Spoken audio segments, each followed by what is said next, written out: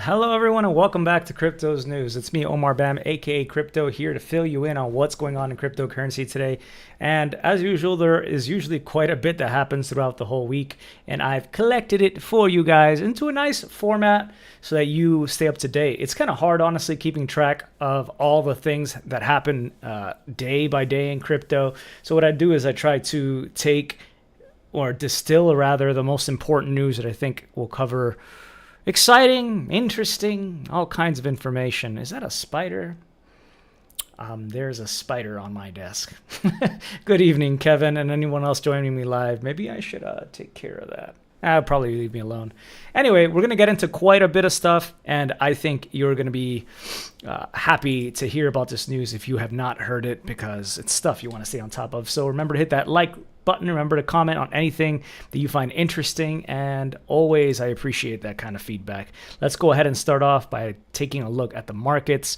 We have actually, let's refresh to make sure we're up to date here. Yeah, we have the sickest Ethereum prices I've ever seen. Look at this, 4 Gwei. When have we seen that low cost for a fee transfer on Ethereum? Insane. But it just goes to show that things have become more tapered recently, especially I think with just more demand for things like NFTs or other kinds of meme coins on other blockchains. For example, Solana. I think that's driven out some attention from the Ethereum blockchain itself, as well as, of course, halving came and went, and people are still like, how come the price didn't go up, even though it usually happens weeks, if not months afterwards. So I think that everything is looking fine for me. But as you can see here, Bitcoin up 6.5% over the last 7 days at $63,103. Ethereum is up only 1.4% over the last week, just north of $3,000 at $3,037. Solana had a better week. Solana is up 10%. It's up at $152. Remember when it was just at $100 quite recently? That happened really quick. And then you look at Toncoin down there, all the way at the number 9 spot, 22.4%. And Dogecoin as well. Apparently now, if you go to Tesla's site and you go to pay for a car or whatever, there's an FAQ section and it tells you about Dogecoin being accepted for payments or something like that. Anyway, that immediately caused Dogecoin to spike up. We will, of course, see where it goes from there. But yeah, it's Elon's crypto coin, basically. It's changed identities so many times. It was NASCAR coin for a while. It was so many different things. Meme coin, shit coin of the year. But now it's become more respected meme coins, I guess you could say.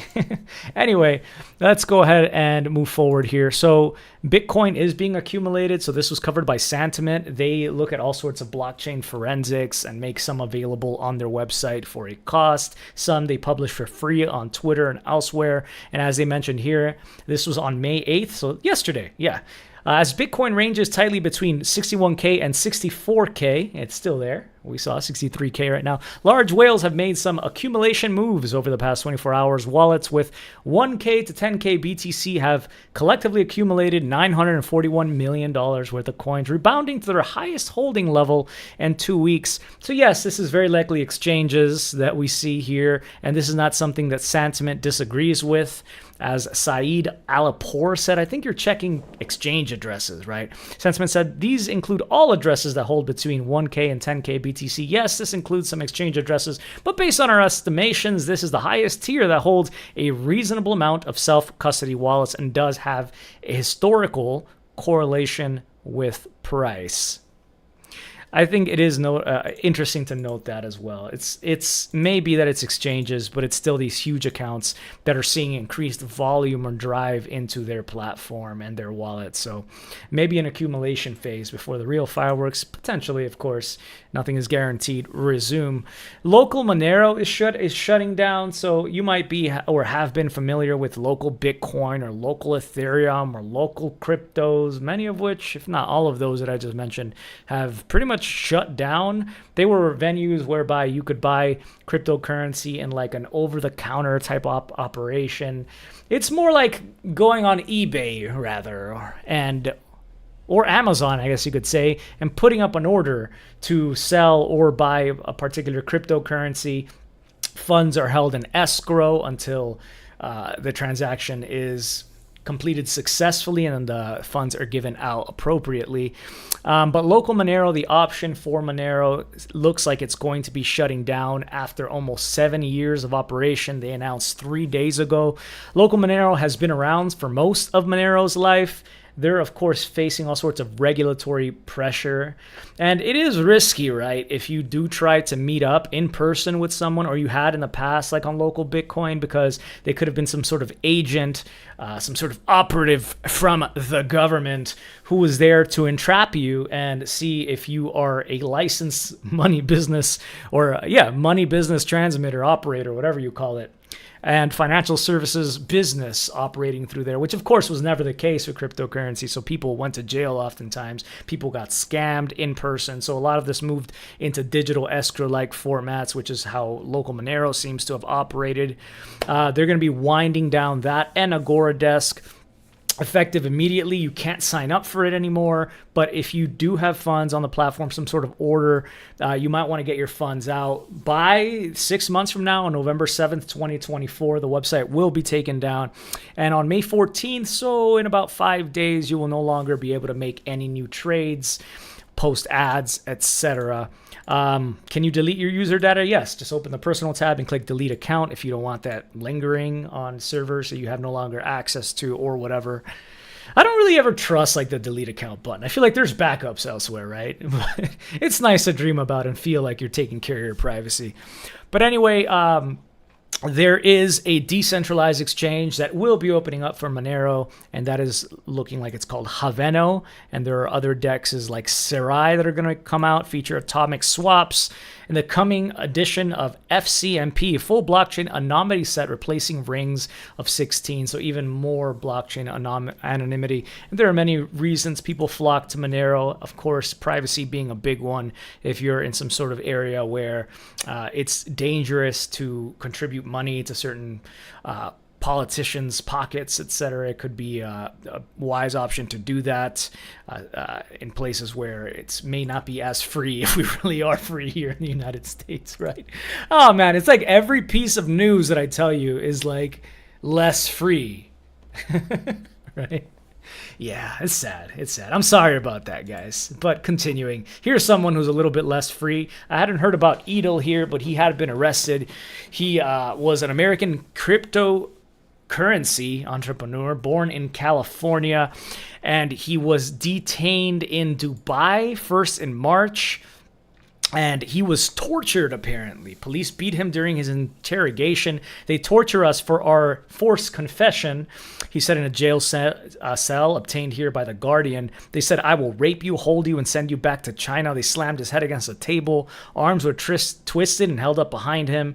And when the police saw pictures of his wife, they said they're going to rape her too.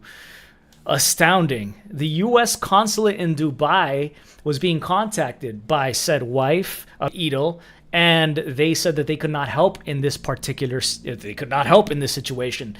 It looks like a consulate member went over and visited Edel in Dubai jail, prison, whatever, and he was beat up. He had all sorts of bruises, but was not allowed to take pictures for that.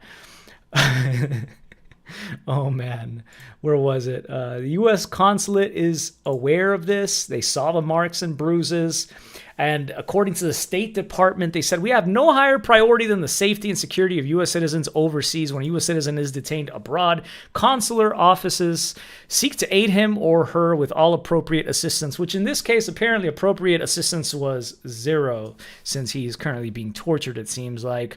He had been involved with some other partner. Looks like his name was Sam Lee, who might have been operating some sort of pyramid scheme. They had a falling out together, and I'm seeing suspicions online from folks saying that it looks like maybe his ex-business partner had some high friends in high places in the United Arab Emirates, and that's why they're coming down on him like that. But Really troubling to see that. Torture never right against a person, I don't think, for any sort of reason, especially when you're trying to get some sort of forced confession on that. And according to this article on The Guardian, this is not the first time that people have been tortured in Dubai. It's kind of, I have never been to Dubai, but it makes me cautious to want to go over there. Although, you know, like Binance has offices there, Crypto.com have offices over there. Like, how could you be safe working for a cryptocurrency company when things like this might potentially happen to you?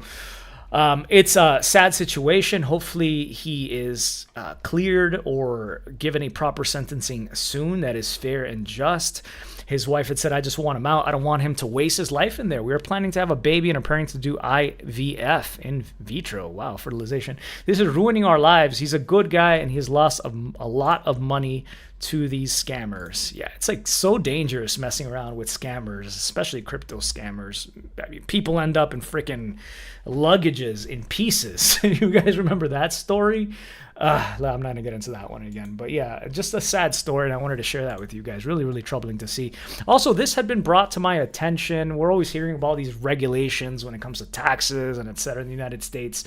It first came up in, like, I believe 2021, these new rules by the IRS in relation to crypto transactions, and there was a draft form that came out in 2023 that started circulating. It was brought to my attention because of this post 2 days ago on the cryptocurrency subreddit titled starting 2025, next year, all crypto exchanges will report user trades to the IRS on this new form 1099-DA. Better get your big trades in before the end of 2024. The IRS will be automatically receiving your trades directly from exchanges like Coinbase, Kraken, Binance, etc., starting 2025.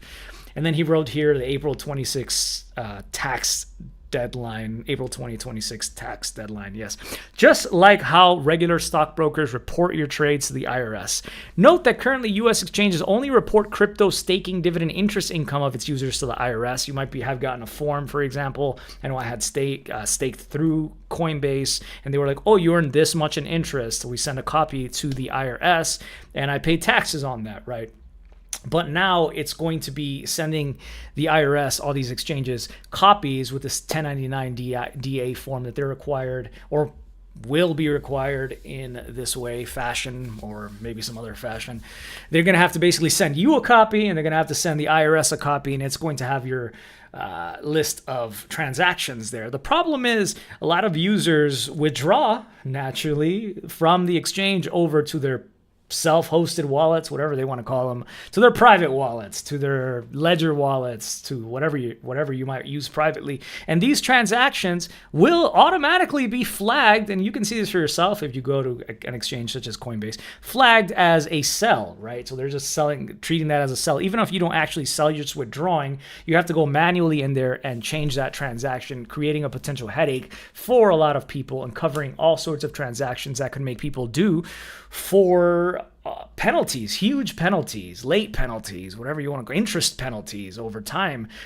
So this is something that is obviously not very popular within the crypto community. The exchanges will lose revenue. Users will have to prove that they don't owe so much in taxes as could be stated there, and have to keep strong records for everything. So yeah, I saw a copy of this. There's more information here on gordonlaw.com. I found this /form -1099-DA, and you can read a lot more about why it was created, what's going on with that, when that will become available, who's going to have to fill out these forms, including Bitcoin ATM operators or crypto ATM operators. Don't ever use those. Their fees are ridiculous, right? They'll tell you like one price. They'll be like, oh, Bitcoin right now is selling for $85,000. And I'm like, Bitcoin has never hit $85,000. I swear. Like, they always mark up the prices like crazy, so you're not aware now that you're paying such a huge fee. So don't do that. But anyway, digital asset payment processors, including both centralized and decentralized exchanges, hosted wallet providers, unhosted wallet providers, so the companies that create these wallets, so like MetaMask, that to me is crazy that you would see something like that happen. Miners would not have to abide by this. Node operators, so if you're just like operating a node, probably maintaining your own wallet and moving within your own wallets, doesn't look like you're going to have to fill out some sort of form like that. But I did want to give you a heads up on that. I know that there is a lot of lobbying that's going on, a lot of people trying to protect crypto from these kind of heinous rules that are created all the time, and that make it more difficult to transact and to do things even the right way.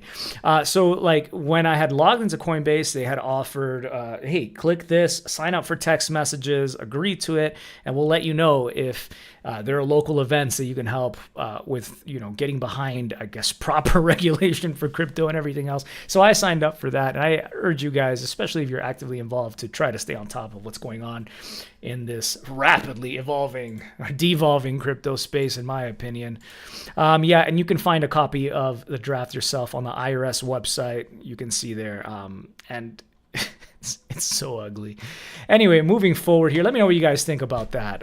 It has time to be changed, that form still. I don't know that any major changes will be creating because of these new rules that were created by the Biden administration to clamp down on people who are trying to cheat with their digital currency holdings and not paying their capital gains and everything else. But it's just so much more different right now with cryptocurrencies. The way that they operate, very different than a stock exchange or broker sending you and the IRS these kinds of forms. A little ridiculous.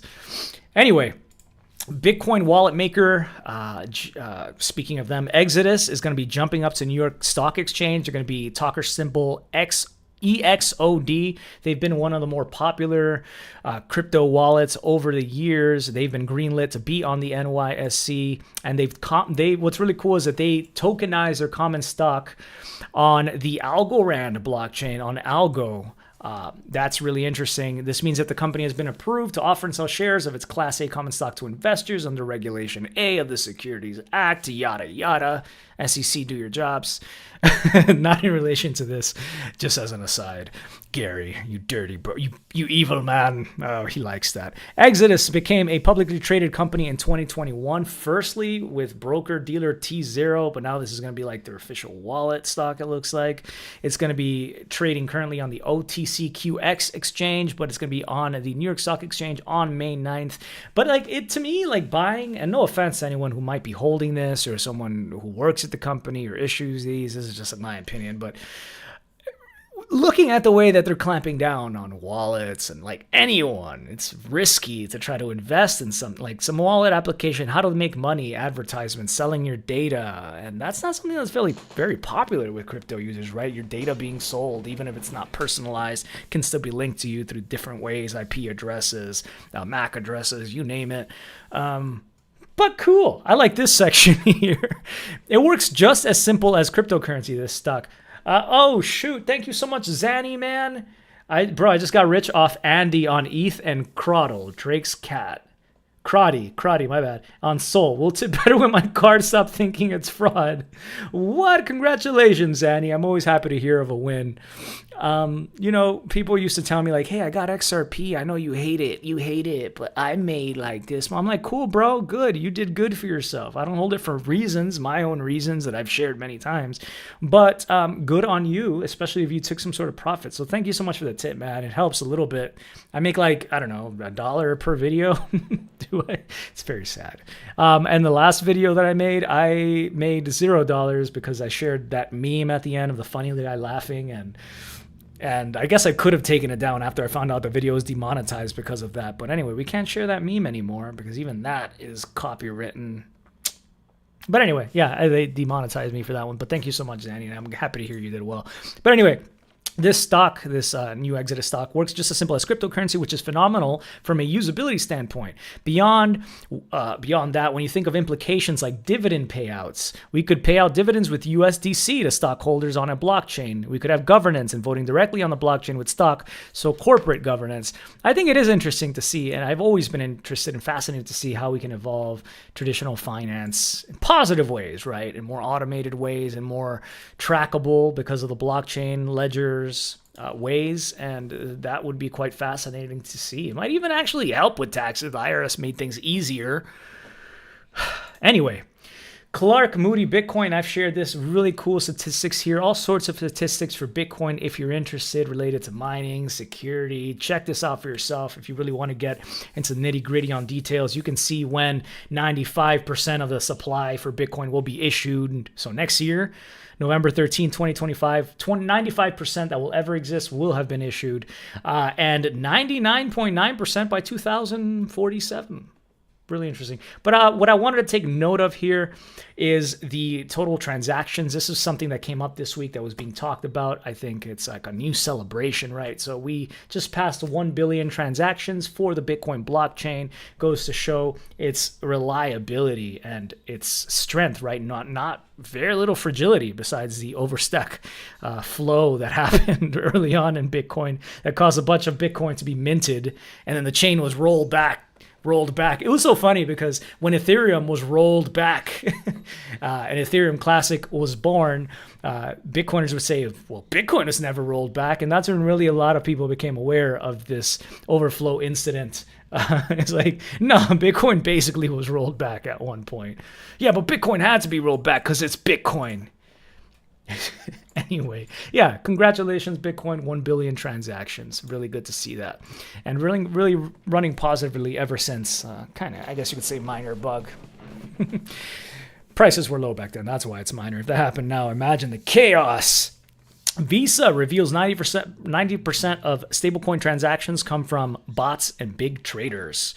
So this is a recent study that was conducted by Visa and Allium Labs. It suggested that the majority of stablecoin transactions that are happening right now are 90% bots. So they try to figure out using their data they set it up to determine what was human initiated movements and what was initiated by bots. Although you could argue that humans create the bots, at least until bots create themselves, which will be happening probably within, I don't know, the next year or two, agents and the like. It's going to be crazy times, guys. Anyway, and I don't think it's going to be all positive, but it's going to be fascinating to watch.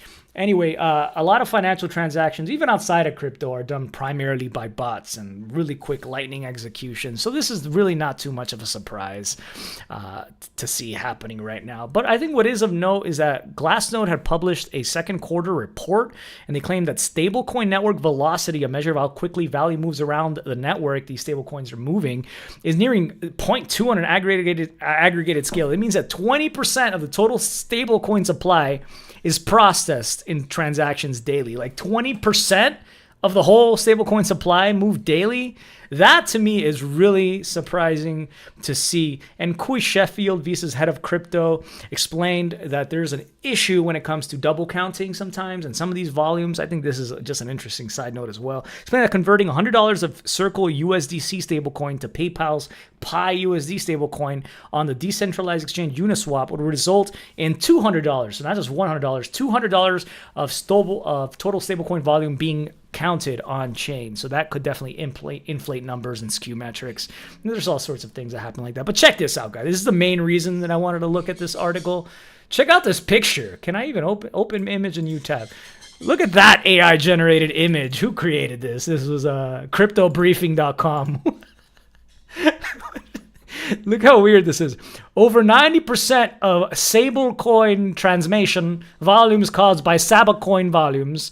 Trey renames bots and large-scale traders. The nominator smiler under genuine users. Oh man, these things have not been, especially with some photo generation AI, very good at texts. And you can see that on full display here. But it can be kind of a pretty looking picture, I guess.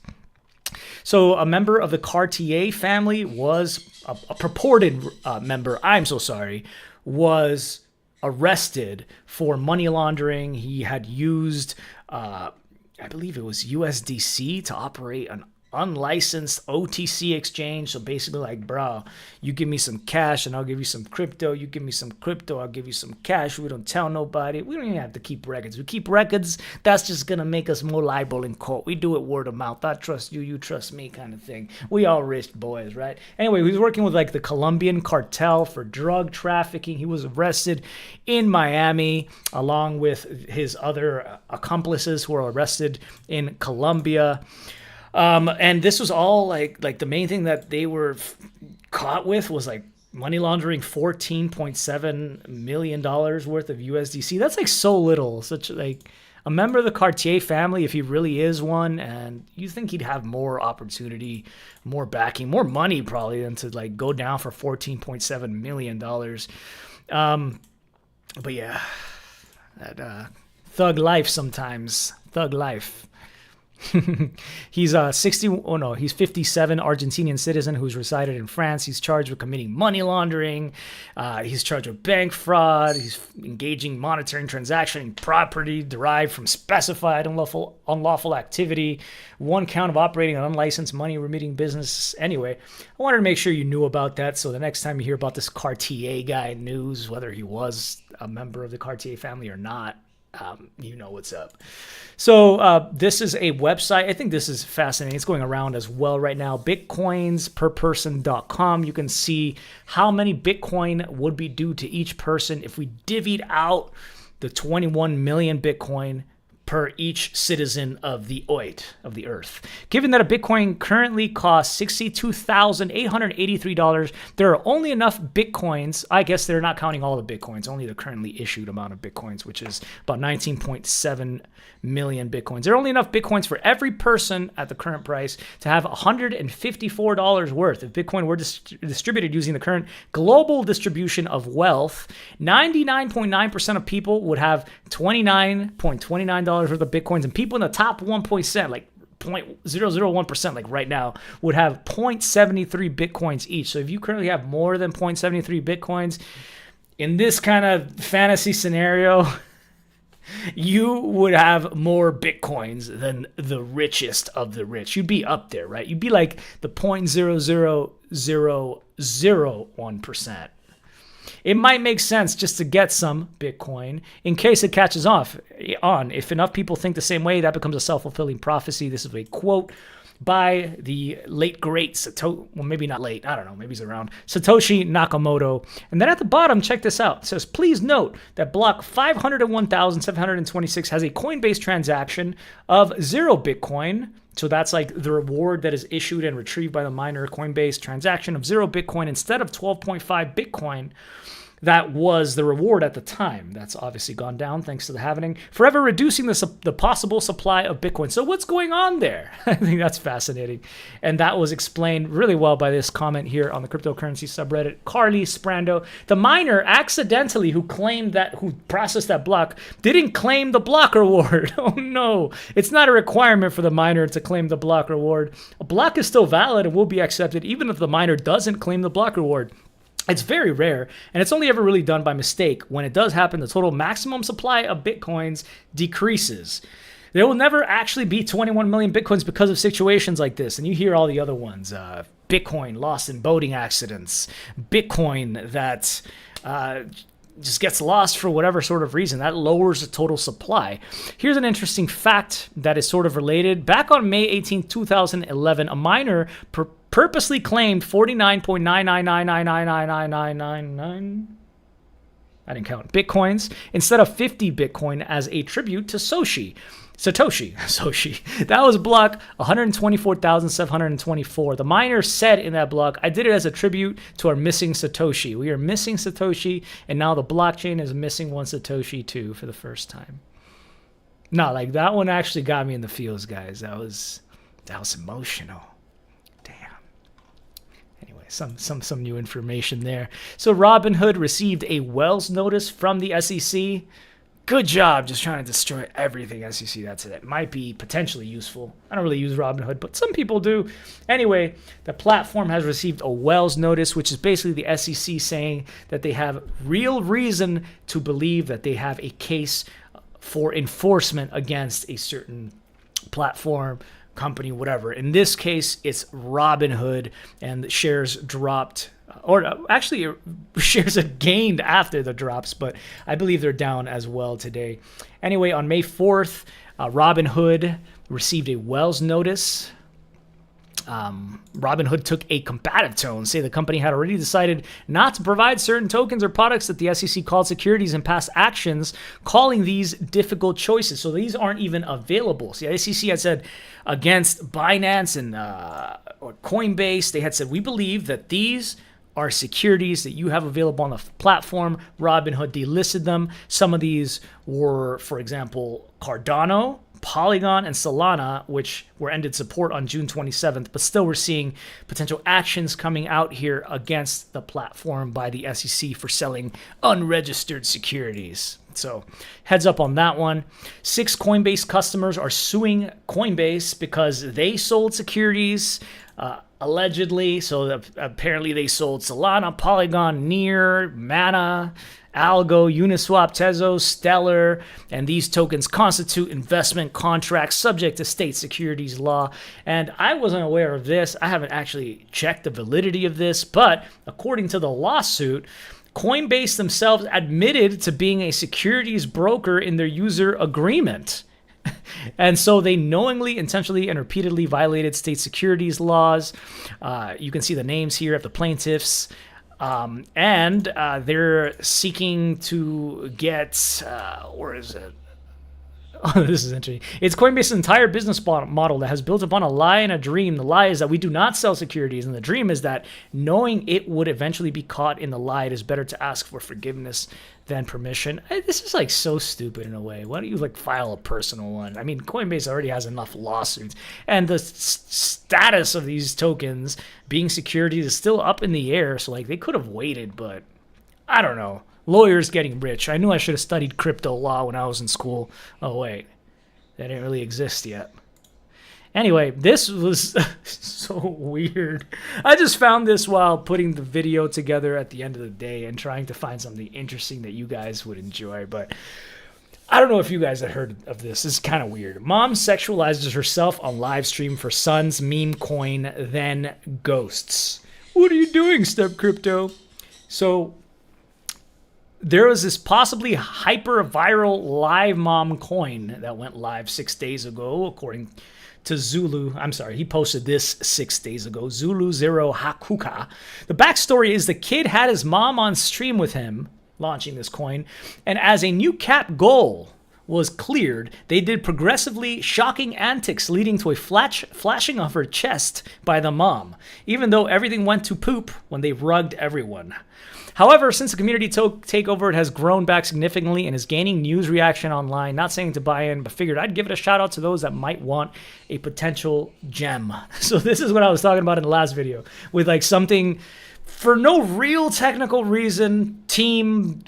We saw her breasts, right? They don't even know if that's actually his mom. Who cares? Live mom. This is crazy. It's going to create news. It's going to be talked about by all the great YouTubers. Well, they're stupid. The YouTubers are stupid. But in this case, I might make some money, so I'm going to get myself some live mom.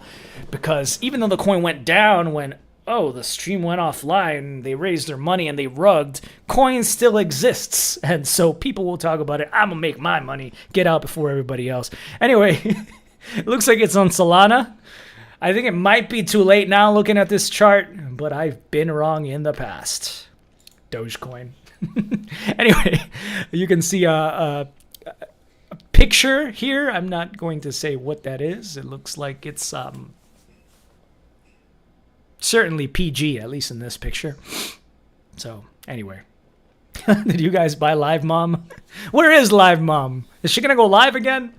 And I'll finish with a quote of the. Oh, there's another picture. What the hell is that? Can you guys see it? Like I zoom in all the way to the bottom here. I guess you guys can't. Nah, I can't zoom in. It's so funny. There's another picture down there. Oh, there it is. Open image, a new tab. I hadn't seen that one. Oh dear. Anyway, we'll move on. So money velocity is picking up. This is something that you're going to hear talked about a lot on alternative financial channels. If you've been tuned in this week, you've heard about it. So we're seeing that money velocity, is the speed at which money exchanges hands, is ticking up. And that is potentially troubling, right? Could lead to more inflation. I think this is the kind of thing that is good for Bitcoin, but ultimately could lead to interest rates staying high. It's causing concern for others. Like it might be slowing down, but it's still going up, and this is going to continue to drive prices higher. I mean, who has seen these fast food prices, right, recently? You've heard the McDonald's CEO coming out and talking about how they had the most disappointing quarter in decades, and the the consumer is just not nearly as resistant as they were. Yeah, check out your prices, dude. And their prices did go up over the rate of inflation. Yeah, they didn't raise prices due to inflation for like a decade or two, but suddenly when they raised prices, it surpassed the pace of inflation over that whole period. So there's definitely like elements of greed here. There's elements of inflation. And what I mean by greed is, of course, like corporate profits, bruh. But the consumer is definitely like weaker. I've been a lot more blessed to be among just like regular people over the last like 2 years. I was locked in a kind of hole for like 6 years while I did this channel, but now I've been a lot more in tune, and you can see a lot of the pain from folks. You can feel the debt. You can see people taking on second, third jobs, and it's just the standard of living that's been going down. And I heard Social Security is finally going to be like going down as well, payouts and benefits. I don't remember the exact date on that, but yeah, the boomers got theirs. No offense, boomers. I love you guys too. My mom's a boomer, fun fact. And I love her, so I love all boomers. This is like when somebody's like, I have a black friend, so I'm not racist. Am I allowed to say this stuff on YouTube? I don't know. But anyway, we'll leave the show at that. I will be here for you guys and with you guys. I love you all very much. And no, I just want to see you guys do well, of course. I think generational wealth and transfers are fascinating to look at. And just the psychology for me was a huge part of why I got into crypto. And if you can get ahead of psychology, sometimes you might get ahead of the markets. That's not like a pro investing tip when it comes like, hey, buy Live Mom or whatever, but it's steered me well by investing on principle many times, especially if you've watched the show, you know what I'm talking about. So this is going to be our quote of the day. I don't want to be at the mercy of my emotions. I want to use them, to enjoy them, and to dominate them. You know, it's funny because the quote that I had pulled up here was related to emotions, and it was not this one, but I guess we'll stick with this one, Oscar Wilde. It was supposed to be about controlling emotions and so on. I guess that lines up with trading and investing. But anyway, I hope to see you all take care and do well. And I can catch you at the next one or whenever you're next available. Take care, everyone. Much love and have a great week ahead if I don't catch you then. Peace.